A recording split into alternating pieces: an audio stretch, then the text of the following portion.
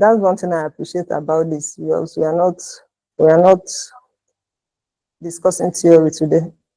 We are talking about reality. And that's why I decided not to create any slide for the meeting. We just go to Google Docs and we'll explore it together.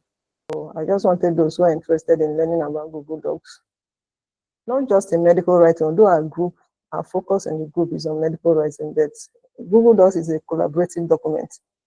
So that means that whenever you are collaborating with anybody, anywhere, it's most likely that you have to use Google Docs. And so for those of you who may not know me so well, I'm not a journalist. I'm not a journalist. I'm a medical doctor by the grace of God, and I've still won. So, okay, it should be the. So first of all, I'm a medical doctor. Then I'm also a consultant, obstetrician, gynecologist, and medical writer, reviewer, editor, and public health scientist. Documents. Now there are two. You can either sign in or try Docs for Work. Now Docs for Work is not free. So that as an individual, you may not really need that. But this is free. So you sign in.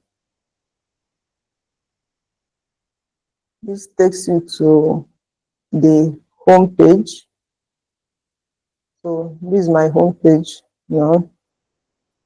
Now, one thing about Google Docs is that it's different to hide your identity.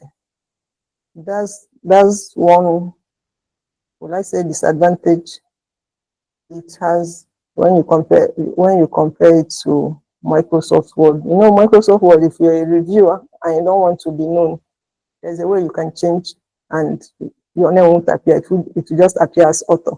Don't do that. You won't find them here.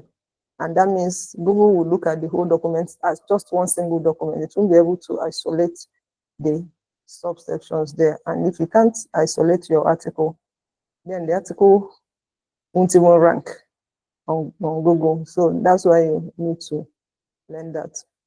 So that's about that.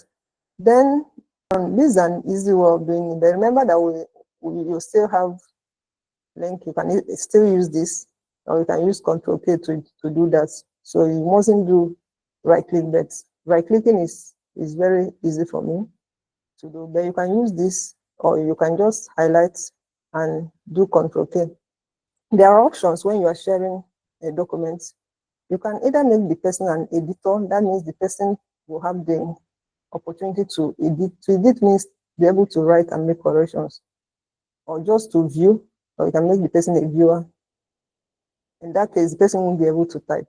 Now, some writers also make this mistake that if they are sharing a document with a reviewer, they will leave it as viewer. Then when I came to Google Docs, I now found out that you actually have the editing, suggesting, and viewing mode. So you write on the editing mode. Once you start collaborating with anyone, don't use the editing mode thing. Unless if for as an editor, there are sometimes that I may not want to disturb the writer again. Maybe if I've made multiple corrections and I just feel like, let me just correct this document on my own without disturbing the writer. I will go back to the editing mode. And once you do that, the person won't even know that you've made correction. But if you want that person to collaborate and know what you're doing, always make sure you use the suggesting mode. So running, you can see it in. So like I said, that's how once I open a Google Docs document, that's what I normally check. I want to check whether this person is there looking at me. And I will know what exactly I'm doing. So you can see both of them. So I want to add the serious. So who again? Mimuna, you don't want to see Abigail, Yudi is on call. She joined it. Thanks to all of you for showing me your faces. So we'll meet next time. So see you. Bye.